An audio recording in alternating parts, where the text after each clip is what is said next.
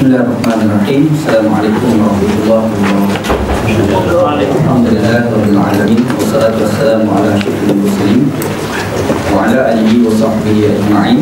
Qala rabbi shrah li sadri wa yassir li amri wahlul 'uqdatam min lisani yafqahu qawli wa saddid lisani wa hdid qalbi bi haqqi sayyidina Muhammadin sallallahu alaihi wasallam. وبعد فإن أصدق الحديث كتاب الله وخير الهدي هدي محمد صلى الله عليه وسلم وشر الأمور محدثاتها وكل محدثة بدعة. Alhamdulillah, syukur pada Allah Subhanahu Wa Taala. Pada malam ini kita bertemu untuk kita sambung baca Sunan Abi Daud. Pada malam ini insya-Allah kita akan masuk hadis yang ke-44 dari 44 insya-Allah. Mudah-mudahan pertemuan kita pada malam ini diberkati oleh Allah Subhanahu Wa Taala insya-Allah. Okey, dalam perbincangan kita yang minggu lepas kita baca dua hadis. Kita baca hadis yang 43, hadis yang 42 dan hadis yang 43 Dalam hadis yang ke-42 kita ada baca kisah tentang seorang ulama hadis yang bernama Qutaibah bin Sa'id. Kita ada cerita penjelasan tentang Qutaibah bin Sa'id, dan kemudian kita ada cerita serba ringkas berkenaan dengan biografi Sayyidina Umar bin Al-Khattab radhiyallahu anhu. Dan kita ada sebut juga hadis yang cerita tentang Nabi sallallahu alaihi wasallam Allah hajat, dan kemudian datang Sayyidina Umar bin Al-Khattab radhiyallahu anhu memberikan air kepada Sayyidina Umar kepada Nabi sallallahu alaihi wasallam untuk Nabi beristinja. Tetapi Nabi sallallahu alaihi wasallam tidak mahu menggunakan air. Nabi Muhammad SAW tetap bertegas untuk menggunakan batu. Dan hadis yang kita baca tu hadis 42 tu dhaif. Ingat kita cerita itu. Jadi kisah Nabi SAW bila diberikan air oleh Sayyidina Umar untuk Nabi Muhammad SAW beristinja, tiba-tiba Nabi tak nak menggunakan air, Nabi bertegas untuk menggunakan batu. Hadis itu adalah dhaif. Okey, kemudian kita ada baca hadis yang ke-43. Dalam hadis yang ke-43 kita ada cerita tentang bagaimana ada seorang budak kecil. Dalam hadis itu dia guna kalimah al-ghulam. Al-ghulam ni budak kecil, umur dalam 7 tahun ke bawah lah. Budak-budak, kalau bahasa kita panggil budak-budak, anak-anak itu bahasa kita. Yang menceritakan tentang bagaimana Nabi SAW masa nak qada hajat, dia standbykan air, dia sediakan air. Dan Nabi Muhammad SAW menggunakan air itu untuk beristinja. Dan hadis itu yang kita cerita itu hadis itu adalah sahih. Hadis yang 43 tu kan. Jadi di situ kita ada nampaklah pertemuan di antara dua. Yang pertama adalah hadis yang ke-42 adalah dhaif, dan dia bercanggah dengan hadis yang ke-43, dan hadis itu adalah sahih. Ada nak tulis sikit untuk kita nak nampak sikit gambaran. Dia hadis ni dia ada hadis sahih. Dia ada hadis sahih, dia bercanggah dengan hadis yang lebih sahih. Sahih, dia bercanggah hadis lebih sahih. Jadi yang sahih ini dia panggil, istilah dia panggil syaz. Yang ni yang lebih sahih ni kalau bercanggah kalau tak bercanggah cerita lain. Yang kita cerita kalau bercanggah. Yang ni dia panggil sebagai mahfuz. Mahfuz. Bukan Datuk Mahfuz mahfuz. Mahfuz, selalu sangat orang guna istilah mahfuz. Dekat sini orang selalu kata tidak mahfuz. Kalau tidak mahfuz tu maksudnya syaz lah. Selalu istilah macam tu Ada pula satu lagi hadis sahih, dia bercanggah dengan hadis dhaif. Ni macam ni kan, nampak tak dia bercanggah. Yang hadis 43 itu dhaif, betul kan? Sorry, hadis 42 adalah dhaif, hadis 43 tu adalah sahih, betul kan? Jadi berlaku percanggahan kan? Ya. Okey, kalau berlaku percanggahan, hadis yang dhaif itu dipanggil sebagai mungkar. Dia panggil mungkar. Ni bukan mungkar nakir, ada kaitan. Mungkar yang ni pula dia panggil sebagai ma'ruf. Ni istilah dia. Jadi kalau orang kata hadis ni ma'ruf, maksudnya ada hadis dhaif bercanggah dengan dia lah. Faham Jadi automatik yang ni kena pakai, yang ni memang kena buang, tak boleh pakai. Kalau yang ni tak boleh pakai, yang ni boleh pakai. Boleh faham? Nanti kalau orang kata macam mana hadis Bukhari orang tak buat hujah sedangkan dia sahih? Memanglah sahih, sebab dia bertempur dengan lebih sahih. Faham tak? Sebab itu bila orang belajar kitab Sahih Bukhari, belum tentu lagi hadis tu boleh dibuat hujah.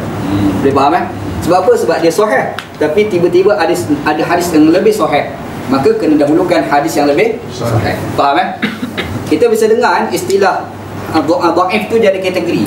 Jadi faham Anda pada dia hadis dhaif ni dia ada kategori tau. Kena clear juga Kami orang tak tahu. Dia ada dhaif. Ni tahap yang rendah lah dhaif. Dia ada yang bawah lagi, kalau elok kita letak ke bawah ke atas lah. Kan? Dia lagi teruk.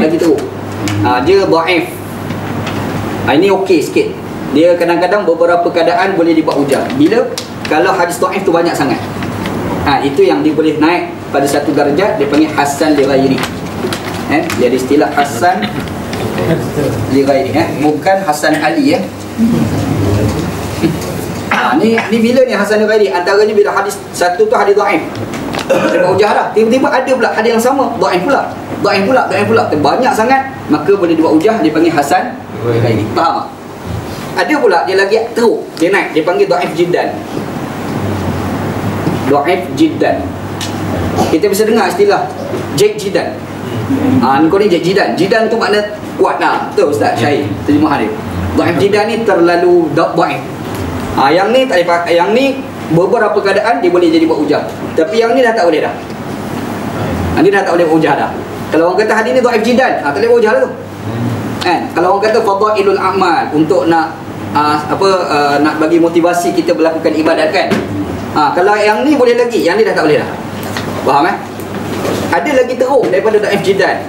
Dia panggil mungkar. Mana mungkar? Ni lah. Faham ni? Faham Bila sahih bertemu dengan dhaif, dia panggil mungkar. Lagi teruk. Memang lagi tak boleh buat hujah. Faham Ada lagi teruk daripada tu. Dia panggil maudha'. Bisa dengar istilah maudha'? Ataupun yang biasa kita sebut hadis palsu. Faham hadis palsu memang tak boleh buat hujah lah. Hadis palsu ni dia kena faham kategori. Dia ada beberapa kategori hadis palsu. Ini kena pandang balik. Papan kecil Masalahnya ada beberapa hari tertentu tak guna langsung. Okey dia hadis palsu ni pula. Hadis palsu ni, ada cerita palsu saja Ada satu tu dia istilah yang ulama hadis kata la asla lahu. La asla lahu. La asla lahu ni maksudnya memang tidak ada sebarang sanad. Orang kata, Nabi kata kita cari siapa, tak ada, semua tu tak ada. Itu dia panggil la asla lahu. Faham? Ada pula satu lagi, dia guna istilah lam ajid lahu aslan. Ni istilah dia ni. Lam ajid lahu aslan ni, ulama A dia tak jumpa sanad, ulama B jumpa sanad. Faham? Ada imam tu namanya Imam Al-Iraqi contoh. Ada seorang imam lah. Dia kata lam ajid lahu aslan. Maksudnya dia tak jumpa sanad. Dia tak tolak kemungkinan orang lain mungkin jumpa. Faham tak? Maka diri dia kata hadis ni palsu, tapi orang lain mungkin kata tak palsu. Dan hadis yang macam ini banyak dalam Ihya Ulumuddin.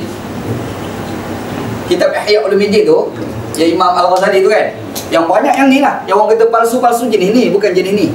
Dalam Ihya Ulumuddin. Jadi bila Imam Al-Iraqi dia kata lam ajid lahu aslan, lam ajid lahu, kita selalu terima satu je palsu. Padahal dia ada kategori. Sebab tu ada ulama bantah pula ulama lain. Macam mana Iraqi? Sebenarnya Iraqi tu dah betul. Orang yang kita ni baca tak faham. Kita tak faham istilah, faham tak? Jadi la asla lahu memang palsu betul. Memang ulama lain pun takkan jumpa sanad tu. Tapi kalau dia guna istilah lam ajid lahu aslan, maksudnya aku tidak menjumpai sanad. Aku tak menjumpai sanad. Maksudnya aku je tak jumpa, mungkin orang lain jumpa. Boleh faham? Itu istilah dia. Ada pula satu lagi ada sanad. Dia memang ada sanad. Yang ini ada sanad, yang ini tak ada sanad. Yang ni ulama A tak jumpa, mungkin ulama B jumpa sanad. Ada pula satu lagi ada sanad, memang ada sanad. Tapi tengah-tengah tu ada pembohong. Pembohong. Yang tu istilah dia panggil maudha'. Nampak? Ini maudha', palsu. Sebenarnya tiga-tiga palsu. Tapi palsu jadi kategori, faham? Masalah orang kita dekat Malaysia atau ustaz-ustaz kita, dia belajar hadis dia tak lebih mendalam, dia palsu dia letak satu kategori. Salah sebenarnya. Palsu tu ada banyak kategori. Nampak? Datanglah profesor tertentu, dia pun belajar hadis pun tak berapa banyak. Dia kata sebenarnya dalam Ihya Ulumuddin ni banyak hadis palsu. Salah statement tu. Sebab yang palsu itu di bawah kategori lam ajid lahu aslan, bukan la aslan lahu, bukan maudha'. Faham? Nampak istilah? Jadi kalau orang tak belajar ilmu hadis secara mendalam, walaupun dia profesor sekalipun, nanti statement ni kita boleh nampak ada tempang statement dia. Faham? Ini istilah yang kita kena faham. Boleh ya? Dia bila sebut lam ajid lahu aslan, bermaksud mungkin ulama A tak jumpa, ulama B jumpa sanad. Dan jumpa sanad mungkin sahih. Boleh mungkin sahih. Boleh faham? Jadi dia palsu di sisi ulama A, tapi tidak semestinya palsu di sisi ulama B. Faham? Boleh faham istilah? Istilah ulama hadis lah. Kadang-kadang ada part kita cerita dengan fiqh. Tapi anak cerita ni yang kita kena faham tentang ada beberapa istilah ulama hadis yang kita kena clear. Jadi kita baca hadis malam minggu lepas, hadis yang ke-42, kita kata apa? Okay. Apa kandungan hadis? Hadis itu dhaif. Apa kandungan hadis yang dhaif itu?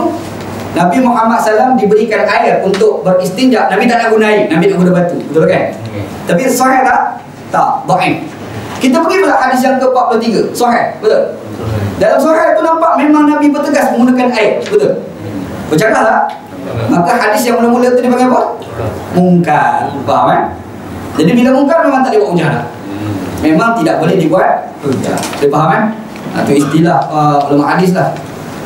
Dia kalau boleh nampak macam tu memang dia awam mufti lah. Okey, hari ini kita masuk hadis yang ke-44. Itu mukadimah lah, bagi gambaran sikit pasal ilmu hadis. Alright, hari ini kita masuk hadis yang ke-44 Ustaz Musa. Tafadhal Ustaz. Bismillahirrahmanirrahim. Qala al-Imam al-Hafiz Abi Dawud Sulaiman Ash'ad al-Azdi as-Sijistani.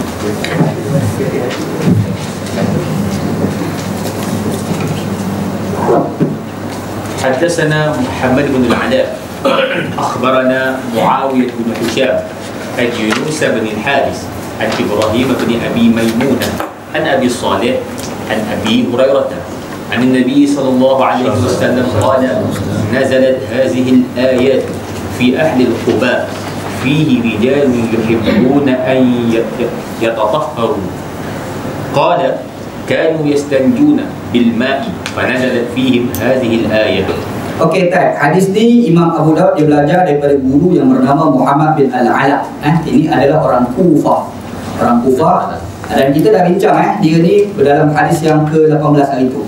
Kalau tengok dalam hadis ke-18 kita dah jumpalah namanya Muhammad bin Al-Ala. Dan Muhammad bin Al-Ala ni pula dia ambil hadis daripada Muawiyah bin Hisham. Ni bukan sahabat Nabi ni Muawiyah lain ni. Muawiyah bin Hisham dia ni adalah orang Kufah. Ni orang Kufah. Orang Kufah. Dan dia ni semua imam hadis mengambil hadis daripada dia kecuali Imam Bukhari sahaja tak ambil. Imam Bukhari sahaja tak ambil. Dan dia ni tidak, dia di bawah kategori Hasan, boleh pakai lagi lah riwayat dia. Kemudian dia ni pula ambil hadis daripada Yunus bin Al-Haris. Yunus bin Al-Haris. Imam Bukhari tak ambil hadis dia, Imam Muslim tak ambil hadis dia. Tak ada. Kalau kita buka Sahih Bukhari, Muslim tak ada hadis dia. Tapi Abu Daud, Tirmizi, Ibnu Majah adalah hadis dia. Dan dia ni dhaif, dia ni lemah. Tu kena tanda dhaif. Orang keberapa dalam ni yang buat? Orang yang keempat. Dia baca daripada bawah ke atas sebab Nabi Muhammad sahabat tu 1, 2, 3, 4. Jadi anda buat susunan tu baru kita tahu antara Nabi dengan Imam Abu Daud tu berapa orang tengah-tengah tu nak boleh sampai. Betul tak? Dia kadang-kadang cerita ni orang A cerita, orang B dengar, dia cerita balik dah jadi lain. Kadang-kadang 2 orang lagi lain. Mari keempat tak jadi apa tak tahu cerita ni. Kan? Kita tengok orang nak buat lawak kat dalam Facebook tu. Satu tu dia buat macam silat lah. Lepas tu kawan tu paling ke kawan tu paling tengok. Lepas tu dia buat tiru. Last kali sampai sana jadi macam tu je. Yang asal tu silat kan? Dia macam tu lah kadang-kadang bercerita hadis Nabi SAW. Sebab tu ulama hadis dia cek ni hafalan dia bagus, hafalan bagus tidak. Sebab kalau tengah-tengah tu hafalan tak bagus, mungkin cerita yang Nabi cerita tu lain, yang sampai kat kita tu lain. Sebab tu dia ambil ingatan lah. Okey, jadi perawi nama Yunus bin Al-Haris ni dhaif. Dia dhaif sebab dia dhaif, hafalan dia teruk. Su'ul hifz, hafalan dia terlalu teruk jadi dhaif. Jadi kita dah nampak dah kat mana hadis ni. Nampak dah. Okey, yang keduanya, yang seterusnya si Yunus bin Al-Haris dia ambil hadis daripada Ibrahim bin Maimunah. Dan dia ni juga adalah majhulul hal. Dhaif juga. Nampaknya ada 2 kali dhaif kat sini. Dan kemudian si Ibrahim bin Abi Maimunah, dia ambil hadis daripada Abi Saleh. Ataupun nama penuhnya Zakwan As-Siman, nama dia kan. Zakwan As-Siman. Abu Saleh tu gelaran dia. Dan dia tu okey, tak ada masalah apa. Dan sebenarnya kita dah kupas, kita dah sebut nama ni masa kita baca hadis yang ke-8 hari tu. Hadis ke-8 hari tu kita dah sebut Okey, kalau kita tengok daripada sudut sanad, hadis ni 2 kalilah problem dia. Betul? 2 kali problem. Nampaknya 2 punca itu menjadikan hadis ini adalah dhaif daripada sudut sanad. Sanad hadis ni adalah dhaif. Tapi matan tidak. Ingat kita dah cerita sebelum ni, ada beberapa hadis itu dhaif dari sudut matan, tapi dhaif daripada sudut sanad, tapi matan dia adalah sahih. Boleh faham macam mana kita nak tahu? Nanti kita detailkan. Macam mana kita nak tengok matan hadis itu sahih pula. Okey, matan hadis tu daripada sahabat Nabi yang bernama Abu Hurairah radhiyallahu anhu. Kita dah cerita panjang lebar berkenaan dengan sahabat Nabi yang bernama Abu Hurairah radhiyallahu anhu. Betul kan? Yang kali dah kita cerita sahabat Nabi yang nama dia adalah Abdurrahman bin Sakhar. Asal dia kafir, masa kafir dulu nama dia adalah Abdu Syamsi. Abdu hamba, Syamsi matahari, hamba matahari nama dia. Masa kafir lah. Dan asal keturunan daripada Yaman, daripada satu etnik Arab, nama etnik tu Ad-Dusi. Ad-Dusi itu dia punya keturunan. Dia orang Arab ni dia tekan bab macam ni. Kita orang Malaysia lebih kurang juga, tapi alhamdulillah semakin kurang. Kalau kat Kelantan tu dia bangga keturunan ni keturunan Wan. Apa faedah akhirat pula dia. Tapi bangga kita bakal ni jadi apa kau bakal ni. Kita ni orang keturunan Wan. Dia ada anak sendiri, family anak pun dia penting. Wan ni bakal keturunan. Nak ubah nama, nak bang Wan pun dia marah. Mak anak marah. Anak-anak nak buang Wan. Mak kata jangan. Hilang bakal kata mak. Hilang keturunan. Keturunan Nabi tu. Orang kata senusin. Jadi ambil juga. Kita cari kesebab tak tahu. Kata dia lah, dah tak percaya semua tu. Yang bagi tahu makna tu tunjuk sanak tu, silsilah keturunan tu. Dia kata boleh percaya kan. Anak peduli apa buat tak buat pergi mampus betul. Tak penting betul. Jadi Ad-Dusi tu keturunan daripada Yaman Dia boleh tahu beberapa jenis keturunan daripada Yaman. Antaranya Ad-Dusi, Al-Himyari. Itu semua keturunan daripada Yaman tu. Jadi kadang-kadang kita baca ada perawi tu Syaiban Al-Himyari. Tu orang Yaman tu keturunan dia. Tapi kenapa duduk kat Kufah? Hijrah tu. Keluarga hijrah. Macam tu. Okey. Jadi Abu Hurairah radhiyallahu anhu antara sahabat Nabi yang agak lewat keluar agama Islam. Dia masuk Islam pada tahun ke-7 Hijriah. Nabi Muhammad SAW wafat tahun 11 Hijriah. Maksudnya dia dengan Nabi lebih kurang 4 tahun Tak lama Cuma kelebihan yang ada pada diri dia ni orang belajar. Dia duduk ikut je Nabi SAW, menyebabkan dia banyak meriwayatkan hadis Nabi SAW. Cerita hadis ni Abu Hurairah ni sebut. Dia kata anin Nabi SAW. Nabi SAW ni ada berkata lah, kata Nabi SAW. Nabi kata apa? Nazalat hazil ayah fi ahli Quba. Telah turunlah ayat ini pada penduduk Quba. Kita pergi Mekah Madinah jumpa lah kan. Buat umrah, buat haji, jumpa tempat nama Quba. Nanti akan detailkan Quba ni apa cerita Quba, apa sejarah Quba. Quba ni pada sejarah ni juga dan agak menarik. Jadi bila ayat Quran turun, ayat Quran diturunkan kepada penduduk Quba pada asal dia. Ayat tu apa dia bunyi? Fihi rijalun yuhibbuna an yatatahharu. Itu ayat Quran ni. Dalam ayat Allah Ta'ala kata padanya ada beberapa manusia-manusia tertentu yang mana mereka ini suka sangat bersuci. Suka sangat bersuci.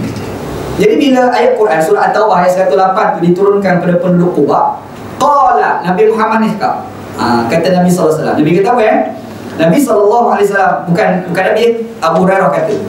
Qala berkata Abu Hurairah, kanu mereka itu. Siapa mereka itu? Penduduk Quba. Kanu yanjuna bil ma', mereka yastanjuna bil ma', mereka itu beristinja menggunakan air.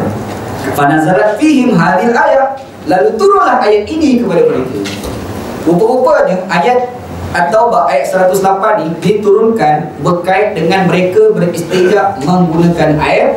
Mereka beristinja tidak menggunakan batu. Faham? Nampak Okey, kita dah cerita sana. Dhaif, betul.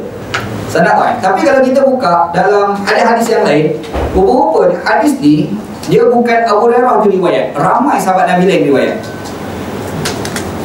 Dia ada hadis tu Nabi SAW sebut, seorang sahabat dia dengar.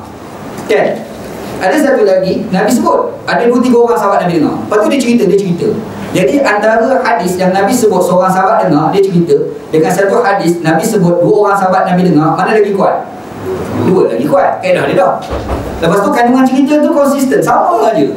Maknanya cerita tu kuat lah. Kalau 2 orang lagi kuat, kalau 3 orang lagi kuat. Faham? Tapi kalau yang dengar daripada Nabi tu, contohnya lebih 10 orang. Contohlah. Lepas tu era yang kedua, era tabi'in, yang dengar pun lebih 10 orang. Yang tu sudah dipanggil sebagai mutawatir. Betul kan?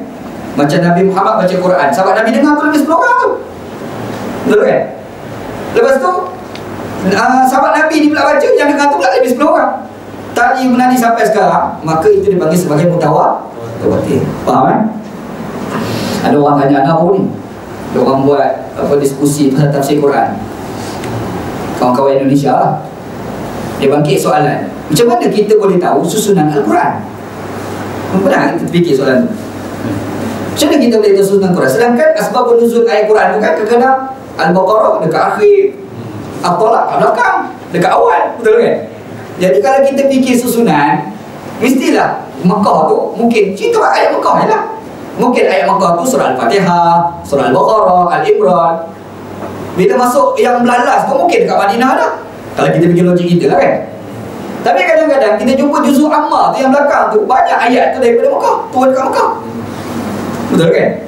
Jadi orang pun tanya, macam mana kita boleh tahu susunan Al-Quran? Pernah fikir macam tu? Anak rasa ramai orang pernah fikir, cuma takut nak tanya soalan. Takut nak tanya soalan ni banyak faktor. Yang pertama, tak tahu nak tanya macam mana. Yang kedua, kalau tanya juga, nanti orang pergi kata, apa tanya soalan lagu tu? Tak boleh lagu tu kan? Yang ketiga, kalau tanya juga, nanti orang kata, gila aku tanya soalan macam ni, nak jadi kafir. Lagi takut. Ini semua buah-buah orang malu nak tanya soalan. Dia malu dan juga dia takut nak tanya soalan. Tapi kadang ada yang berani tu, dia tanya juga, dia pedal. Ada ustaz boleh jawab, ada ustaz tak boleh jawab. Jawapan dia, macam mana boleh tahu susunan? Semua itu sahabat Nabi boleh tahu semasa mereka menunaikan solat berjemaah dengan Nabi. Semasa mereka solat berjemaah dengan Nabi. Masa tu dia orang tahu susunan. Faham?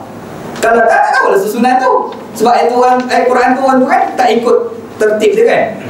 Tapi boleh tahu tu semasa mereka solat berjemaah dengan Nabi, Nabi baca dia orang dengar, oh macam ni susunan ayat dia. Satu. Kita baca dalam hadis Nabi Muhammad SAW sebut ada 2 waktu semayang yang orang munafik cukup tak suka. Semayang apa? Subuh, satu lagi Isyak. Kenapa 2 semayang ni? Orang tak nampak. Yang pertama, gelap. Bila gelap, orang munafik dia pergi semayang, dia tak ikhlas kerana Allah. Dia semayang, dia nak tunjuk dekat Nabi. Tu je. Jadi bila gelap, subuh dengan Isyak, itu gelap. Maka Nabi tak nampak, dia orang tak datang lah. Yang kedua, ramai orang tak tahu, 2 semayang ni Nabi akan baca terlalu panjang. Faham tak? Sahabat Nabi dia semangat nak pergi semayang subuh. Sahabat Nabi dia pergi semayang Isyak, dia semangat nak pergi semayang Isyak. Sebab apa? Sebab dia bukan semata-mata nak semayang, dia nak dengar Nabi baca Quran dan nak tahu susunan Al-Quran. Faham? Orang munafik dia tak penting macam tu. Dia bukan ambil pot mana susunan Quran. Dia pun munafik kan. Tapi sahabat Nabi, yang dia kata sahabat Nabi tu, dia semangat subuh, dia semangat Isyak. Sebab apa? Sebab mereka bukan semata-mata nak solat jemaah je, tapi ada satu lagi faktor, mereka nak tahu susunan Al-Quran. Boleh faham? Hikmah je lah. Bagi tahu lah beberapa maklumat. Ni kalau ada orang tanya, kita dah ada jawapan siap lah. Dia ada benda ni kita boleh fikir sendiri. Ada benda ni kadang-kadang kena ustaz bagi tahu, kita simpan, orang tanya, kita bagi jawapan tu. Okay? Macam tu insyaAllah. Okay, boleh Alright, hadis yang kita sebut ni, rupa-rupanya yang kita baca sanad Abu Hurairah tadi tu, hadis riwayat Abu Hurairah tu nampaknya dhaif, lemah.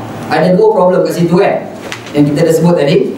Bila kita semak, rupa-rupanya ada sahabat Nabi lain yang riwayatkan. Antaranya Abu Ayyub Al-Ansari. Abu Ayyub Al-Ansari. Yang kedua adalah Jabir bin Abdillah radhiyallahu anhu. Yang ketiga adalah Anas bin Malik radhiyallahu anhu. Dah berapa orang dah itu? 4. Termasuk Abu Hurairah kan? Ada 4. Dan cerita hadis yang diriwayatkan oleh 3 orang sahabat ni dia berbeza sedikit kandungan cerita yang diceritakan oleh Abu Hurairah. Beza dekat mana? Ana sebut kat sini. Ayat Quran turun fihi rijalun yuhibbuna an yatatahharu.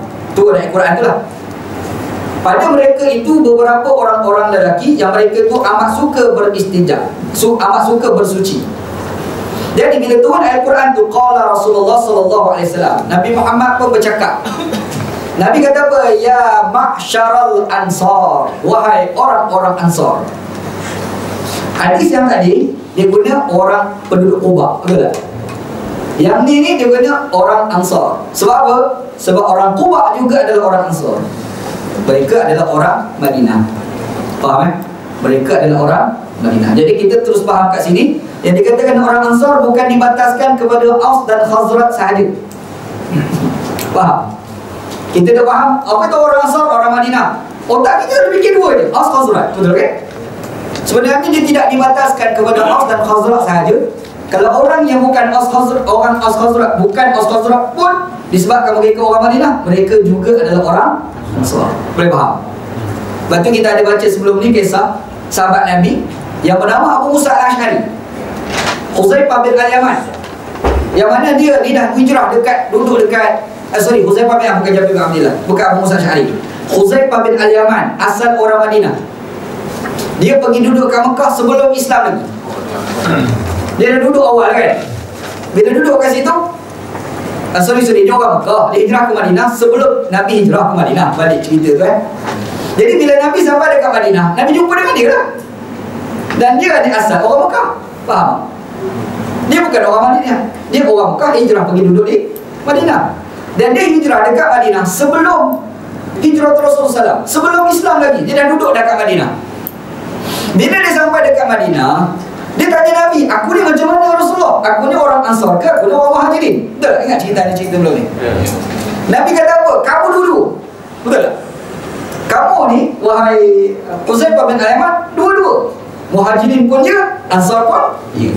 Faham Jadi di situ kita akan nampak, bila sebut orang Ansar, kita jangan bataskan kepada Aus dan Khazraj sahaja. Faham? Ada di kalangan mereka yang bukan Aus Khazraj, mereka juga adalah orang Ansar. Antaranya penduduk Quba. Penduduk Quba. Gitu. Siapa sahabat Nabi duduk kat Quba? Tahu? Sahabat tu namanya Abu Ayyub Al-Ansari. Anda pun dah cerita sebelum ni, Abu Ayyub Al-Ansari seorang sahabat Nabi yang mati dekat Turki. Dia berusaha untuk nak membebaskan kota Konstantinopel. Ingat ada cerita sebelum ni kan? Dia tu lah Abu Ayyub Al-Ansari. Nabi Muhammad SAW masih hijrah Rasul, Nabi tak terus pergi ke Mekah, Madinah tau. Dia singgah dekat Quba dulu. Dia singgah kat Quba. Rumah orang yang dia singgah tu Abu Ayyub Al-Ansari. Malam tu dia tidur kat rumah hamba Allah tu kan. Jadi masa dia tidur tu, bila duduk kat rumah Abu Ayyub jamu makanan. Rupa-rupanya orang Quba ni, antara makanan yang dia orang suka makan ni, bawang mentah. Dia orang suka makan bawang mentah kalau pergi kat negara Arab, tanya Ustaz Syahir lah, kita boleh tengok macam mana orang sana dia makan bawang macam makan apple. Kan? Dia boleh. Kat Pakistan pun berlambak. Anak apa masa belajar di Pakistan ada tabiat tu, makan bawang macam makan apple. Sampai sekarang Nabi makan lagi. Kalau bagi nak boleh mamah macam tu. Orang mana dia lagi kepala. Yang lagi kepala benda betul je lah kan. Anak kalau makan nasi, ada telur goreng, ada budu, ada bawang mentah, jalan dah. Aku jalan dah macam tu makan Jadi Nabi Muhammad SAW tidur dekat rumah Abu Ayyub Al-Ansari. Isteri Abu Ayyub jamu makan. Masa jamu makan tu, dia bagi bawang mentah tu. Nabi tak makan. Jadi bila Nabi tak makan, ni sebab salah tau. Macam mana Nabi tak nak makan ke? Tak sedap ke? Tak apa. Dia confused lah. Dia tanya lah Nabi. Nabi kata, aku ni orang selalu berzikir kepada Allah. Kalau aku makan bawang mentah, mulut aku berbau, itu tidak sesuai orang macam aku. Maka Nabi tak makan bawang mentah. Dia tu rasa bersalah dengan Nabi SAW. Yalah, dia pun tak tahu sebenarnya tu antara cerita lah. Jadi ada sahabat Nabi ni, namanya Abu Ayyub Al-Ansari radhiyallahu anhu. Okey, Abu Ayyub Al-Ansari ni, dia satu lagi kawan dia Jabir bin Abdillah, yang ketiga Anas bin Malik. 3 orang sahabat. Yang hadis Abu Daud tadi, Abu Hurairah radhiyallahu anhu. Ni 3 orang yang berbaki. Dia cerita masa turun ayat Quran tu, fihi rijalun yuhibbuna an yatatahharu. Di kalangan mereka itu ada beberapa orang yang mereka suka sangat untuk bersuci.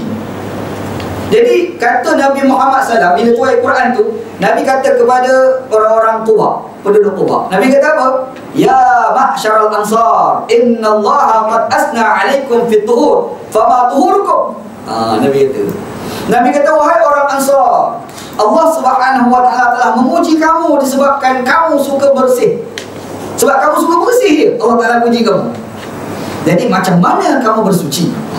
Nabi dah tanya kepada orang-orang Ansar, iaitu orang Quba.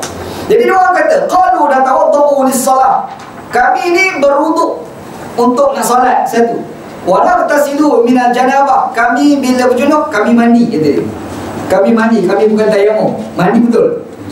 Yang ketiga, wa nastanji bil ma'. Kami bila beristinja kami menggunakan air, kami tak guna batu. Nampak? Jadi di sini kita boleh simpulkan, kita beristinja menggunakan air, beristinja menggunakan batu, dia adalah pilihan, tetapi yang terbaik menggunakan air. Faham? Faham itu hukum dia. Kita dah sebut sebelum ni beristinja menggunakan batu bukan ganti, tapi pilihan. Dikala ada air, kita nak guna batu boleh. Air ada, tapi tak nak guna air, nak guna batu juga boleh sebenarnya. Tetapi kalau kita pergi pada premis yang kedua, mana lagi afdal? Jawapannya menggunakan air. Faham Oh, ada orang kata kita buat dulu sekali. Batu pun guna, air pun guna, dulu. Sekarang ni kita nak order sikit tisu. Contohlah kan. Sebenarnya memang ulama dulu mujtahidin dia mengatakan kalau kita beristinja kita guna dua-dua batu dan air memang afdal. Tapi kalau kita tanya soalan ada tak dalil, jawabnya tak ada. Dalil tak ada. Tidak ada satu nas daripada hadis Nabi ataupun amalan para sahabat yang apabila mereka itu beristinja mereka guna duduk, tak ada. Selalunya salah satu dia orang guna. Tapi ramai ulama-ulama kata kalau orang beristinja menggunakan batu dan air berdua itu afdal. Dia kata apa? Sebab bila kita guna batu bersih dah, tubuh air lagi bersih. Faham kan? Kalau tanya dalil, dalil tak ada. Berarti yang ada orang cadangkan begitu sebab mereka menilai daripada sudut logik. Logiknya begitulah. Faham kan? Boleh insya-Allah. Okey, kalau kita tengok sebenarnya ada hadis yang lain juga, iaitu daripada sahabat Nabi nama Ibn Abbas. Dah 5 dah situ ilmu sahabat Nabi. Kan? Mula-mula kita nampak Abu Hurairah. Yang kedua Anas bin Malik. Yang ketiga Abu Ayyub Al-Ansari. Yang keempat Jabir bin Abdullah. Ada pula yang kelima Abdullah bin Abbas radhiyallahu anhu. Berapa dah situ? Anak semak-semak tu ada jumpa ada seorang lagi sahabat Nabi. Imam Ahmad riwayatkan. Sahabat tu nama Uwaim bin Sa'idah Al-Ansari. Ni jarang kita dengar nama ni. Dalam Musnad Ahmad sahabat Nabi ni cerita Uwaim bin Sa'idah Al-Ansari. Jadi ada berapa sahabat? 7 sahabat kan? 7 sahabat kan?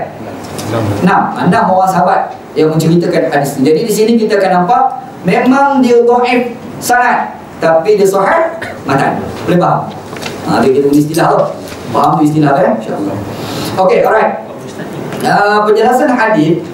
Dalam hadis ni dia disebut tentang penduduk Quba. Masjid Quba adalah masjid yang mula-mula sekali dibina sebelum daripada dibina Masjid An-Nabawi. Masjid Quba. Dalam hadis Nabi SAW, Nabi Muhammad SAW ni dia kerap pergi ke Masjid Quba pada hari Sabtu. Tidak ada sebarang riwayat mengatakan Nabi Muhammad pergi ke Masjid Quba selain daripada hari Sabtu, tak ada. Nabi kalau pergi ke Quba mesti hari Sabtu. Jadi kalau kita nak pergi ziarah Masjid Quba, pergi hari Sabtu. Pergi Sabtu. Itu yang diamalkan oleh Nabi SAW. Hadis Imam Bukhari. Imam Bukhari kata an Ibni Umar radhiyallahu anhuma, daripada anak Sayyidina Umar bin Al-Khattab. Namanya Abdullah bin Umar. Dia kata apa? Kana Nabi sallallahu alaihi wasallam yati Masjid Quba'in kull sabtin. Nabi Muhammad SAW ni akan datang ke Masjid Quba tiap-tiap hari Sabtu. Masyian wa raqiban. Sama ada Nabi berjalan kaki ataupun naik kenderaan. Memang dia komitmen. Dia akan pergi memang hari Sabtu. Hari dia tak ada pergi. Itu Nabi SAW. Dan kata hadis wa kana Abdullah bin Umar anhuma yaf'aluh. Rupa-rupanya Abdullah bin Umar tiru sebiji macam Nabi. Jadi Abdullah bin Umar ni kalau dia nak pergi ke Masjid Quba, dia takkan pergi pada hari lain kecuali hari Sabtu. Itu antara kita tahulah berkenaan dengan Masjid Quba yang dikaitkan dengan Nabi SAW. Gitu. Okey, dalam hadis yang ke-43 dia menjelaskan berkenaan dengan Nabi SAW beristinja menggunakan air. Betul tak? Hadis yang ke-43 kita dah cerita hari itu bagaimana ada seorang budak, dia telah standby air untuk Nabi beristinja. Kemudian Nabi Muhammad beristinja menggunakan air. Itu hadis yang ke-43, betul kan? Maka hadis yang ke-44 ini dijelaskan ayat Quran ada menyebut kelebihan beristinja menggunakan air. Itu hubungan antara dua hadis Nabi SAW. Okey, di sini pengajaran kita boleh ambil, inilah menjadi dalil keutamaan menggunakan air berbanding batu. Kalau kita ada air, kita ada batu, boleh tak kita nak guna batu tanpa guna air? Boleh. Tapi kalau orang tanya keutamaan air, ingat kita ada dah sebut sebelum ni, istinja gunakan batu bukan seperti mana tayamum bila tidak ada air, bukan. Tayamum ni kita tidak boleh bertayamum jika ada air. Ada air kena guna air lah, mana boleh tayamum. Betul kan? Sebab tayamum tu ganti bagi air. Jadi bila ada air, tak boleh dah tayamum. Tapi kalau kita beristinja, ada air, ada batu, boleh tak kita nak guna batu tanpa menggunakan air? Jawapannya boleh. Tapi kalau kita nak pergi level yang kedua, premis yang kedua, keutamaan, afdal, mana? Afdal lagi menggunakan air. Apa dalilnya? Kita dah kupas hadis 43. Hari ni hadis yang ke-44. Faham kan? Nampak tu cara bujang, cara ulama-ulama hadis bujang tu. Okey, tak, kita masuk bab yang ke-24. Sila Ustaz Yusuf, tafadhal. Bab ar-rajul yadluqu yadahu bil ardi idza istanja. حدثنا إبراهيم بن خالد حدثنا أسود بن عامر حدثنا الشريف هذا لفظه حاول حدثنا محمد بن عبد الله يعني المخرمي شوف انت ada sa'du belakang مخرمي حدثنا وكيع عن شريك عن إبراهيم بن الجرير عن أبي زرعة عن أبي هريرة قال كان النبي صلى الله عليه وسلم إذا أتى الخلاء أتيته بماء في ثور أو ركوة فاستنجى. قال أبو داود في حديث واكع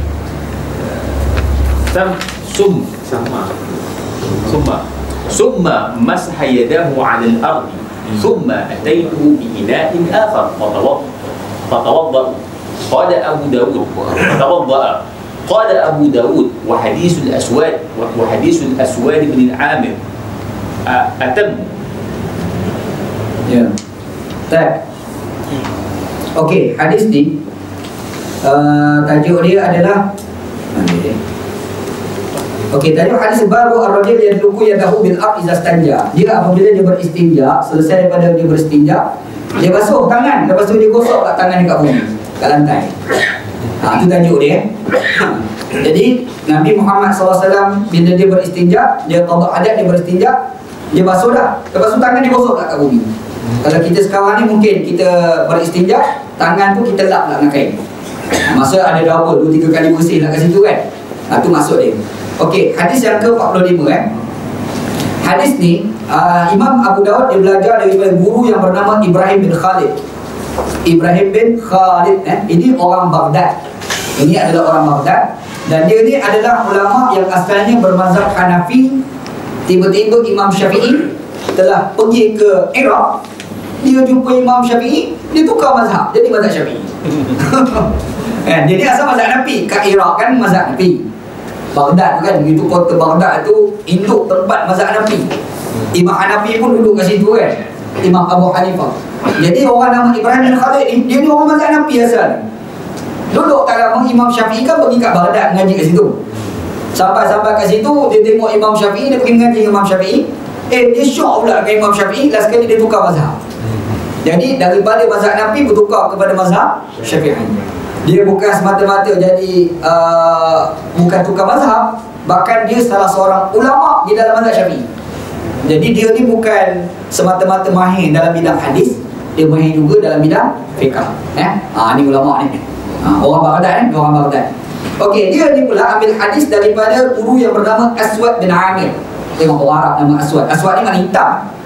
Dia boleh bubuh anak nama hitam. Tak ada kerja bedal je lah. Aswad bin Amir. Dia ni asal adalah orang Damsyik. Asalnya adalah orang Damsyik. Kemudian dia berhijrah ke Baghdad dan dia mati kat Baghdad. Daripada Syria. Ingat ada cerita dah, Damsyik daripada perkataan Dam Syakik. Dam Syakik, darah adik-beradik. Qabil dengan Habil, dia bergaduh kat situ dulu. Gaduh-gaduh, bunuh, mati adik-beradik, bunuh adik-beradik kan. Jadi kejadian itu berlaku di situ, maka orang namakan tempat itu sebagai Dam Syakik. Nak ringkas, Damsyik. Pusing sekarang, Dimash. Tu pula nanti kan. Biasalah. Dia panggil apa? Revolusi bahasa. Revolusi bahasa. Bahasa tu dia ada sejarah revolusi dia kan. Revolusi ke evolusi? Evolusi. Perubahan dalam ungkapan bahasa kan. Biasalah. Orang Melayu pun ada kan, evolusi bahasa. Anda baca ada satu artikel Fatani itu kan, Thailand. Fatani ni pada apa? Asal perkataan apa? Ada orang kata asalnya adalah pantai ini. Orang alik sana, Kelantan, alik Tani, dia tak sebut pantai, dia sebut patah. Patah orang Kelantan kan? Patah. Jadi sebab pantai ini, orang Kelantan sebut Patani. Ada kata lagu tu. Ada pula analisa lain kata Fatani ini daripada kalimah fatanah, kebijaksanaan, sindik, amanah, tabligh, fatanah. Sebab pada era dahulu, era Abbasiyah dahulu, kita ada Baitul Hikmah. Sejarah Baitul Hikmah, bagaimana Khalifah Al-Ma'mun pada masa itu, dia pergi buat satu institusi ilmu. Dia terjemah segala buku-buku datang daripada Yunan, Plato, Aristotle, Socrates itu. Dan dia buat integrasi ilmu. Khalifah Al-Ma'mun pada masa itu, dia pun buat satu badan namanya Baitul Hikmah. Dia panggil orang-orang Yahudi, orang Nasrani yang pandai bahasa Yunan, mari duduk kat sini, bagi gaji, terjemah segala buku-buku Yunan ke dalam bahasa Arab. Maka adalah seorang Nasrani namanya Ishaq bin Hunain. Ishaq bin Hunain, bukan orang Islam orang Nasrani. Tapi dia menguasai bahasa Arab dan dia menguasai bahasa Yunan. Dia lah orang yang mula-mula sekali menterjemah buku Plato. Yang orang putih panggil Republic, nama buku kan. Orang Arab namakan sebagai Al-Jumhuriyah, nama kitab. Kitab tu lah kitab Plato tu. Dia terjemah. Jadi pada era itu, pusat ilmu orang Islam itu dekat kota Baghdad. Dan dia ada cawangan-cawangan dia. Dan kita kena ingat antaranya Nusantara ni, Islam kat Nusantara. Jadi dekat mana cawangan bagi Baitul Hikmah dekat Nusantara? Tadi tu lah. Anda ada baca artikel tu lah. Jadi agak menarik juga analisa tu kan, pusat ilmu pada zaman dahulu. Jadi pada zaman tu tak pelik, memang ramai orang alim datang kat situ. Betul tak? Nusantara kan, pada zaman tu kalau orang alim datang kat situ. Kemudiannya baru datang di Indonesia ni. Kemudian tapi awal-awal dulu kat situ tempat banyak perkembangan ilmu. Jadi sebutan itu dia ada sejarah evolusi dia sendiri. Banyak ada sejarah dia. Wah, itu mana? Tak betul lah. Dari dulu. Maka demikian juga bila orang sebut Damsyik. Asalnya Dam Syakik, darah adik-beradik. Pusing-pusing Damsyik. Sampai kita tak tahu apa asal perkataan ni. Itu. Jumpalah kat sini Malaysia, tanah Melayu. Pusing-pusing campur di antara Melayu dan Asia, jadi Malaysia. Cuma ada itu orang sejarah ni tahulah kan. Anda bukan mengaji sejarah, anda baca-baca je. Tak tahu betul-betul kita ada disiplin ilmu tentang ni. Okey, Aswad bin Amir ni, dia ni orang Baghdad. Dan dia ni okey, dia tak ada masalah, dia orang sahih. Dia ni ambil hadis daripada guru yang bernama Syarik bin Abdullah bin Al-Haris An-Nakha'i. Itu nama dia. Syarik bin Abdullah bin Al-Haris An-Nakha'i. Dia ni asal adalah orang Baghdad. Asalnya adalah orang Baghdad. Kemudian dia berhijrah ke Kufah. Dia daripada Baghdad, dia berpindah ke Kufah. Semasa di Kufah, dia dilantik menjadi qadi. Tapi apabila dia duduk kat Kufah, dilantik jadi qadi, disitulah bermula hafalan dia terganggu. Anda ada cerita sebelum ni, ada satu istilah dia panggil ikhtilaf. Ingat ada cerita? Apa itu ikhtilat? Pada peringkat awal zaman muda hafalan dia bagus. Tiba-tiba pergi kat Turki, rebah kat Turki, hafalan pun dah merepek. Okay? Ada cerita sebelah tu kan? Jadi istilah tu dia bagi sebagai al-ikhtilat, istilah dia. Ikhtilat ni dalam istilah ilmu hadis, makna Melayunya asalnya bercampur. Jadi hafalan dia dah tercampur-campur. Tahu biru hafalan dia. Jadi yang berlaku ni dia antara ni Syarif bin Abdillah ni. Syarif bin Abdillah ni masa dia duduk dekat Baghdad okey lagi. Pergi pindah dekat Kufah. Di Kufah orang lantik jadi qadhi. So tak merepek, mengarut dah hafalan dia. Jadi kalau sekiranya hadis dia yang ambil daripadanya adalah orang Kufah, hadis dia dhaif. Ingat ada cerita sebelum ni? Kalau dia tu problem hafalan semasa di Kufah, kita tengok anak murid dia. Anak murid dia orang mana? Orang Kufah ke orang Baghdad? Kalau murid dia adalah orang Kufah, maksudnya masa tu hafalan dia terganggu. Hadis tu dhaif. Boleh faham? Tapi kalau yang ambil hadis tu bukan orang Kufah tapi orang Baghdad, maka hadis tu adalah sahih. Betul kan? Ingat teori tu? Kaedah tu kan? Okey, anak murid dia siapa nama dia? Aswad bin Amir. Betul. Aswad ni orang mana? Anda sebut tadi? Orang Baghdad. Orang Damsyik yang pindah ke Baghdad. Maksudnya dia tak pernah sampai ke Kufah. Faham kan? Jadi bermaksud dia ambil hadis ni semasa Syarif ini berada di Baghdad, bukan di Kufah. Jadi di sini nampak sahih. Betul. Okey dah ni. Ini tak ada masalah lah sanad ni kan. Nampak kan? Dia boleh pergi lepas tu okey tu mengajar dia tu. Ada cerita tu pelan-pelan dulu, cerita laju-laju tak faham. Kita tak syarah ikhtilat tu mana apa. Jadi ada ikhtilat, lepas tu tak syarah. Sudah apa benda. Anak mengaji Pakistan dulu lagu tu lah, Maulana buat. Ada ni ikhtilat, dia gitu je, dia tak ada syarah. Penat mengaji, kena balik buka kitab balik. Anak sebutlah sebiji. Kita nampak guru kepada murid kepada Syarif tadi itu adalah orang Baghdad, namanya Aswad bin Amir, itu orang Baghdad. Walaupun asal Damsyik, tapi sampai ke Baghdad dia tak sampai ke Kufah.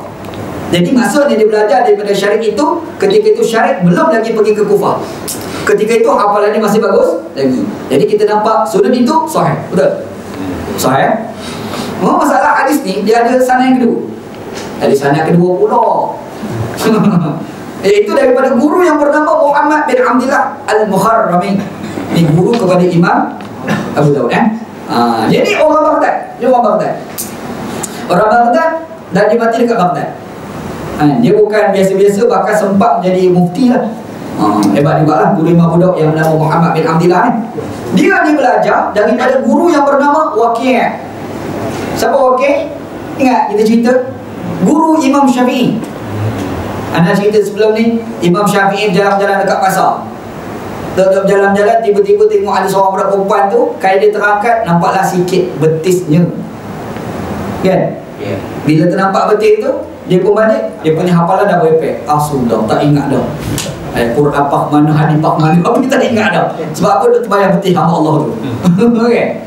Jadi dia pun cuma nak buat, dia pergi jumpa guru dia yang bernama Waqi'. Ni lah Pak Syekh ni. Waqi' ni kan? Dia pun cakap ke Waqi', dan Imam Syafi'i cerita tu dalam bentuk syair.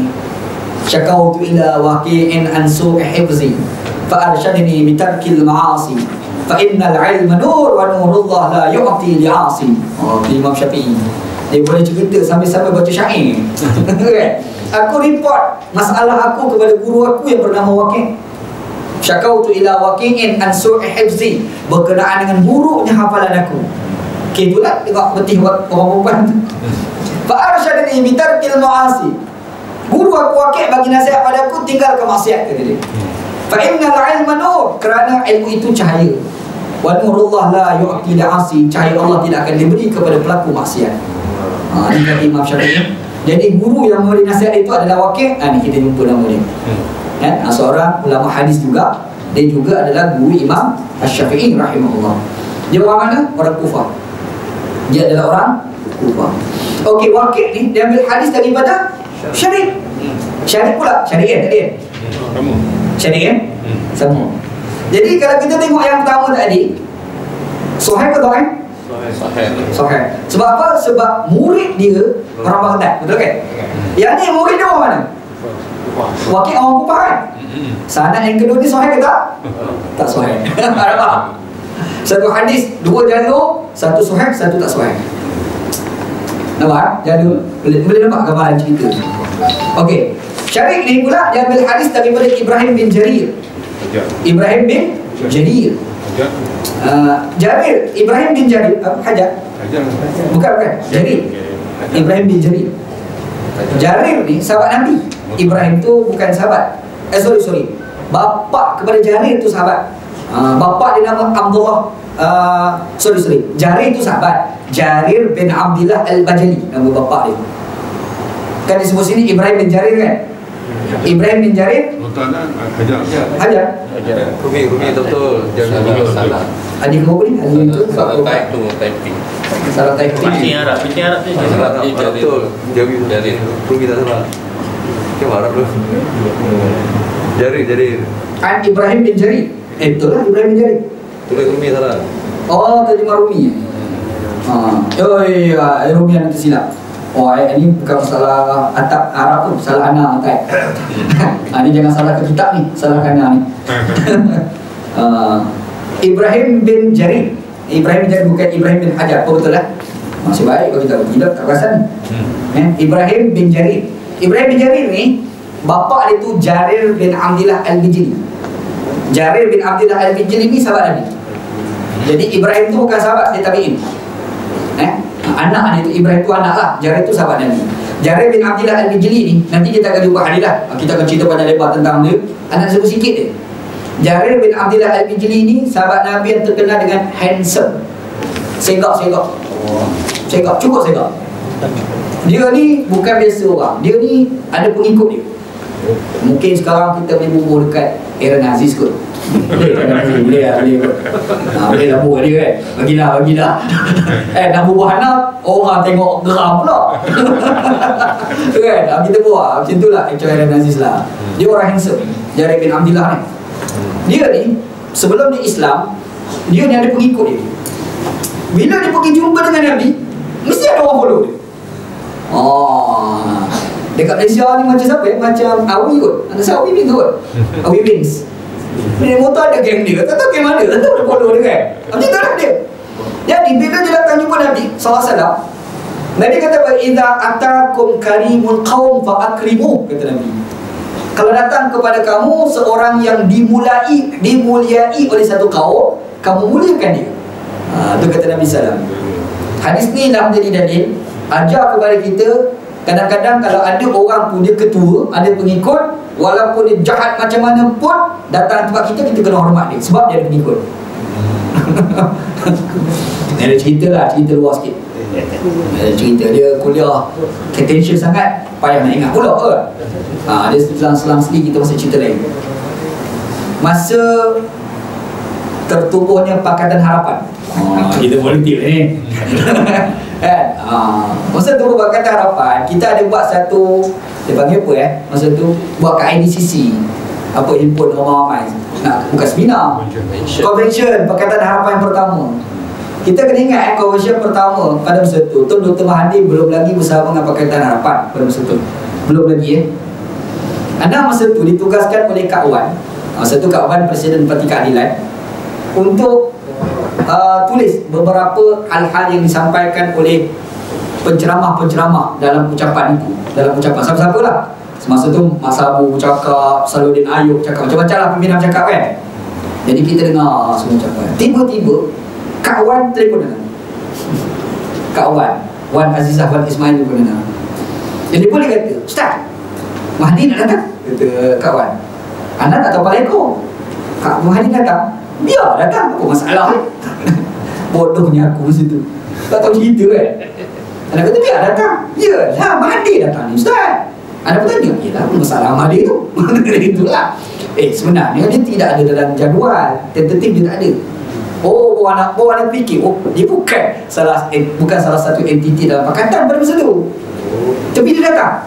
Dah datang tu tidak dijemput, tapi dia datang. Jadi kawan bertanya, pada pandangan Ustaz, kita kena sambut ketat Tuan Dr. Mahdi. Kawan, anda tahulah, kawan tak lagi masa tu. Dia tak lagi sampai sekarang, lagi dengan Mahdi kan, dia kawan-kawan lain tu.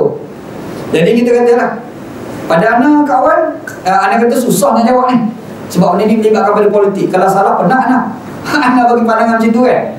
Dia kata, ustaz fikir tu, saya nak tanya ni ustaz, ada tak Quran ke, hadis ke, bila berlaku keadaan macam ni, apa yang kita kena buat? Oh, nak tanya hadis rupanya.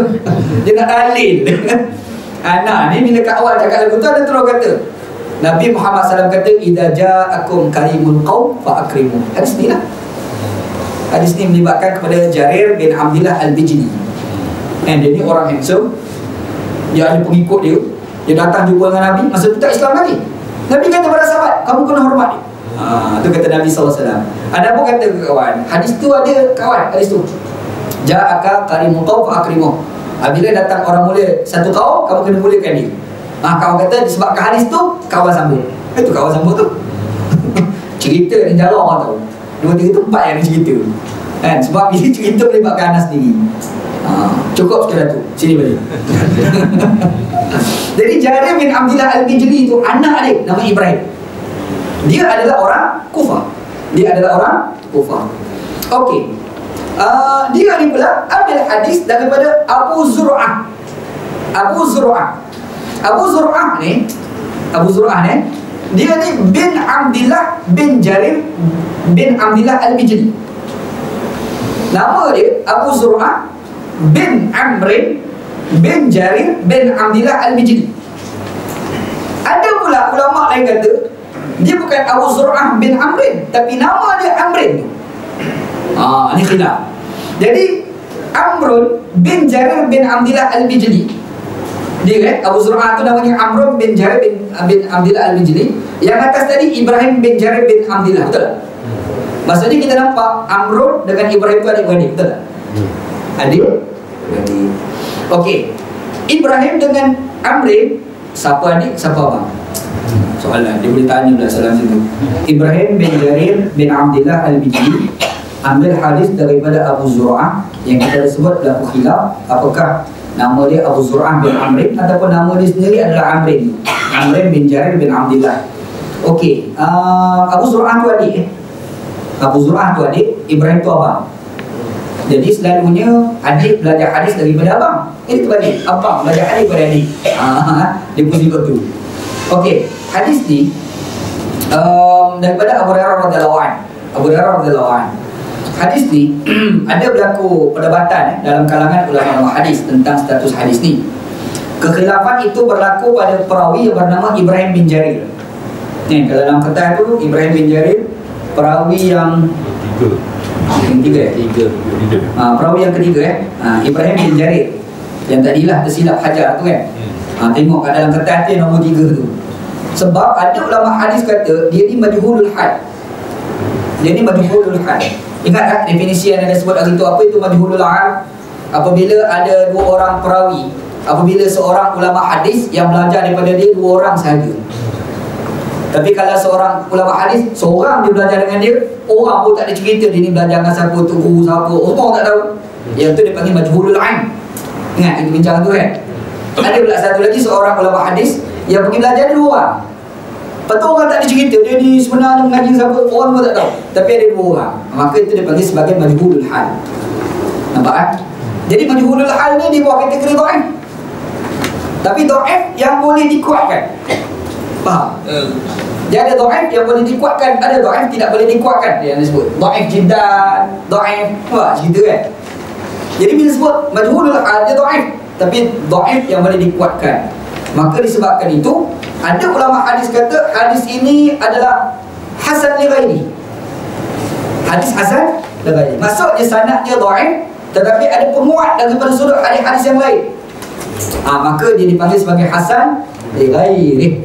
Hadis ni boleh dibuat hujah. Gitu. Okey, apa kandungan hadis ni dan apa yang menguatkan? Kita akan cerita.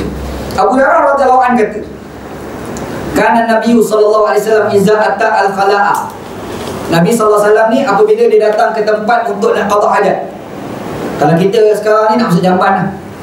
Dia nak masuk jamban tu, ataituhu bima'in, aku akan bawa air. Kata siapa? Abu Hurairah. Jadi Nabi Muhammad nak masuk tandas, Abu Hurairah tolong Nabi, khidmat dengan Nabi, dia bawakan air untuk Nabi SAW. Fi taurin, dalam taur, au rakwatin ataupun rakwah. Fastanja, lalu Nabi beristinja. Taur tu apa? Rakwah tu apa? Taur itu adalah bekas air yang diperbuat daripada batu ataupun tembaga. Bekas air yang digunakan untuk orang nak berwudu, orang nak minum air, orang Arab kan, yang diperbuat daripada batu ataupun diperbuat daripada tembaga, yang itu dipanggil taur, dipanggil. Rakwah adalah satu bekas air yang digunakan untuk nak mandi, untuk nak minum, untuk nak berwudu, diperbuat daripada kulit. Bekas air lah ke? Tapi diperbuat daripada apa? Tu je. Dia orang Arab dululah, sekarang ni mungkin terjadi isu. Sebab kita ni plastik belaka. Kan? Kita ni apa? Bekas air. Jak air. Jak air daripada apa? Daripada besi. Dia tak ada tu apa. Jak air daripada besi. Jak air daripada plastik. Orang Arab dia pun nama lain terus. Ini rakwah. Yang ni taur. Oh, maksudnya diperbuat daripada besi. Ni diperbuat daripada kulit. Dia boleh tahu. Tu hebat bahasa Arab ni. Bahasa Arab ni, kalau orang belajar betul-betul bahasa Arab, burung terbang, kalau dia sengit tu nama lain tu. Sengit lagi lain nama dia. Orang Arab. Kita sengit ya. Burung terbang sengit. Tu ya. Tapi orang Arab, kalau terbang sengit lagi lain. Ada nama lain. Jadi bila sebut tu kita tahu dah macam mana dia bila sengit tu. Hebat bahasa Arab ni. Dia bahasa ni kaya. Bahasa Arab ni bahasa kaya. Anda rasa bahasa Melayu pun kaya juga. Cuma anda je lemah bahasa Melayu. Kita tahu apa kalimah, tapi kalau orang mahir bahasa, dia jumpa perkataan tu kan. Anda rasa lah Allah alam. Kita baca dalam Quran, Allah Ta'ala sebut burung terbang, dia akan guna kata nama. Kalau burung mengembangkan sayap, dia guna kata nama. Kalau burung tutupkan sayap, dia guna kata perbuatan. Quran. Awalam yarau ila at-tayr fawqahum safatin wa yaqbidna. Apakah kamu tidak melihat burung yang terbang di atas kamu, yang semasa dia terbang itu dia mengembangkan sayap? Safatin kata nama, wa yaqbidna tutup sayap kata perbuatan. Kenapa? Hebat bahasa Arab kan? Dia cukup canggih bahasa dia. Bermaksud kalau sebut burung terbang ni asalnya macam ni. Yang ni jarang-jarang sekali. Betul? Burung kan terbang banyak ni. Jadi jarang sekali ya. Jadi bila benda tu bentuk yang selalu, yang kerap berlaku dan semati dalam perbuatan itu, dia akan guna kata nama. Tapi kalau benda tu jarang-jarang sekali berlaku, dia akan guna kata perbuatan. Bahasa Arab. Dia tak canggih bahasa sampai tahap bahasa Arab ni. Kita baca Quran, Allah Ta'ala kata as-sariqu was-sariqatu faqta'u aydiyahuma jazaa'an bima kasaba. Nakal min Allah. Pencuri lelaki, pencuri perempuan sampai kesalahan potong tangan. Dia guna kata nama ke kata perbuatan? As-sariqu kata nama bukan kata perbuatan. Jadi bila dia kata pencuri lelaki, pencuri perempuan potong tangan, dan dia guna kata nama, maksudnya apa? Orang yang mencuri itu bukan sekali kau mencuri tu potong tangan. Memang kerja buat dia mencuri. Faham? Kerja buat tu mencuri, mata kena potong tangan. Baru sehari pun mencuri. Sebelum ni tak pernah mencuri, tak ada potong tangan dia. Faham? Itulah kaya di bahasa Arab. Kita belajar Quran, terjemahan penat lah. Macam terjemah, syarah Quran sedap. Bahasa Arab menjadi roh. Kena ngaji dia punya roh bahasa dia tu, barulah kita boleh faham hukum fiqh tu dengan sebenar. Kita pun, dasar apa? Kalau hari-hari mencuri, kerja buat dia mencuri, memang tak payah walai. Kita rasa nak potong tangan kawan tu. Betul tak? Kau ni memang elok tangan tak ada lah kau. Nyusah korang. Betul kan? Tapi kalau sekali mau mencuri, tak potong tangan dia. Dia terpaksa mencuri sebab dia lapar. Betul tak kan? Tak mengasah apa. Kalau kita belajar betul-betul Quran dan faham bahasa Arab, tak payah kita fiqh, baca tu pun dah tahu dah. Maksudnya gini. Nampak? Hebat bahasa Arab ni. Kita potong tangan. Sekarang tu ya, pencuri lagi pencuri perempuan. Padahal dalam bahasa Arab dia ada maksud yang betul-betul kerja buat dia mencuri. Satu lagi, mencuri ni jangan-jangan sekali. Lain penggunaan kata dalam bahasa Arab. Buka terjemahan, pencuri. Itu je. Belajar bahasa Arab betul-betul, roh bahasa Arab, baca Quran memang layak. Tu yang sahabat Nabi semaya orang menitik air mata tu. Kita dengar surah Taha berapa lama dah? Dengar surah Taha, ada rasa apa-apa? Tak ada. Sayyidina Umar dengar mesti Islam terus. Betul tak? Benar tak kita fikir? Sayyidina Umar baca Taha ma anzalna alaikal Qur'an litashqa. Dia boleh termenung, ini bukan kalam orang ni. Ini Tuhan dia cakap lagu ni. Macam mana dia boleh rasa? Sebab dia faham tu bahasa dia kan. Kita ni baca Quran hari-hari tak masuk Islam. Tak masuk Islam. Kalau masuk Islam tanya, pelik macam Quran Islam. Bukan balik kulit. Kan? Sebab apa? Sebab tak faham. Kita hanya baca terjemahan, sedangkan terjemahan tidak cukup, dia ada ruh bahasa dalam tu. Itu bahasa Arab kan. Waktu kalau kita baca hadis ni, kita tahu pula makna. Oh sedap baca hadis ni. Baca Quran tu tahu makna, sedap dia layan. Kan? Ada kalau baca dalam kitab Fathul Bari itu ada cerita tentang dua orang sahabat Nabi dalam satu perang. Pergi perang. Perang-perang tu malam tu dia nak tidur, nak berehat kan. Dia buat shift. Malam ni aku jaga, kau tidur. Esok kau pula, aku pula. Macam itulah. Hamba Allah ni, sahabat Nabi Ansar ni dia semayang. Dia semayang kan. Masa dia semayang, Ansar ni dia semayang, ada panah. Bila panah kat kaki dia ni, dia teruskan semayang. Hamba Allah tu tidur, tak tahu. Sebab dalam perang kan, orang panah lah masa tengah tidur kan. Masa dia tengah semayang, meleceh liu, air darah, meleceh darah. Dia teruskan semayang. Semayang sampai sudah semayang. Jadi bila dia semayang terus tu dalam keadaan darah meleleh keluar tu kan, sahabat Nabi tersedar daripada tidur. Dia kata, kaki berdarah tu, kenapa tak berhenti semayang? Dia tanya soalan. Dia kata apa? Aku ni duk baca surah Al-Kahfi. Jadi aku ni rasa sayang nak berhenti. Biarlah selesai dulu baru berhenti. Biar darah keluar pun. Dia berlaku kan. Kenapa sahabat Nabi begitu? Sebab dia faham Quran, dia faham sungguh. Itu lebih tu. Kita ni macam Quran tak rasa apa-apa. Kenapa? Tak faham. Kita hanya tahu terjemahan, kita tak tahu ruh bahasa yang ada di dalam Al-Quran. Faham kan? Itu cerita hukum dia begitu. Okay, alright. Naik banyak ni. Okay, hadis ni Hasan al-Ghairi. Hadis ni Nabi SAW mana matan? Okey, pengajaran daripada hadis, hubungan hadis. Hadis yang ke-44. Ayat Al-Quran diturunkan berkenaan dengan ahli Quba, iaitu orang Ansar yang beristinja menggunakan air. Betul kan? Itu hadis yang ke-44. Dalam hadis yang ke-45, Nabi beristinja menggunakan air ketika disediakan air itu oleh Abu Hurairah radhiyallahu anhu. Betul kan? Dan kemudian kalau kita tengok dalam matan, Nabi SAW lepas daripada beristinja menggunakan air, Nabi telah menggosok tangan dia pada tanah. Ni kat matan hadis ni. Mana ni? Okey, kana Rasulullah SAW idza ata al-khala'a ataitu bima'in fi taurin aw raqwatin fastanja. Nabi SAW dibawakan air di dalam bekas air, kemudian Nabi Muhammad beristinja. Qala Abu Dawud, berkata Imam Abu Dawud. Betul? Abu Dawud kata apa? Fi hadisin Waqi', di dalam hadis Imam Waqi' riwayat. Tadi kita tengok dekat sanad. Kalau kita tengok kat sanad tu kan ada hadatsana Ibrahim bin Khalid Aswad Syarif. Lepas tu yang kedua tu Muhammad bin Hamdillah Al-Makhrami hadatsana Waqi'. Waqi' situ. Betul kan? Waqi'. Waqi' tu dalam riwayat dia ada, yang satu lagi tu tak ada. Waqi' dia kata apa? Summa masaha yadahu 'alal ard. Dia kata summa masahu yadahu 'alal ard. Kemudian Nabi Muhammad SAW mengusap tangannya kepada tanah. Mengusap ke tanah. Nabi SAW summa ataituhu bi'ina'in akhar. Kemudian kata Abu Hurairah, aku bawa bekas air yang lain, kata dia.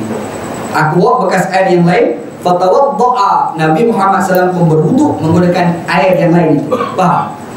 Jadi di sini kita nampak macam mana Nabi SAW itu bila dia berwuduk, dia qada hajat, dia menggunakan air, kemudian dia lap tangan dia dekat bumi, kemudian ambil air lain digunakan untuk berwuduk. Dua lah, istinja satu lagi berwuduk. Betul kan? Itu hadis dia begitu. Baik, insya-Allah. Qala Abu Dawud, berkata Imam Abu Dawud, wa hadisu Aswad bin Amir at-Tammum. Hadis Aswad bin Amir itu yang lebih sempurna. Sebab dalam hadis tu kita akan nampak ada dua jalur sebelum ha'un tu. Ha'al ada dua. Satu Ibrahim bin Khalid hadatsana Aswad bin Amir, itu Aswad bin Amir kan. Jadi dalam riwayat dia itu lebih sempurna lah dalam riwayat hadis ini. Okey, habis babu as-siwak, bab pada menjelaskan tentang bersuci. Sebenarnya kita dah selesai tajuk berkait dengan istinja yang kalau tak istinja boleh menyebabkan semayang tak sah. Bab siwak ini dah selesai dah, istinja yang tak sah, tapi bersuci dengan tujuan untuk nak menyempurnakan sahaja. Faham? Jadi kewajiban, satu lagi kesempurnaan jadi yang akan datang tu kita akan masuk tajuk siwak. Siwak itu menyebabkan pada kesempurnaan Wallahu a'lam.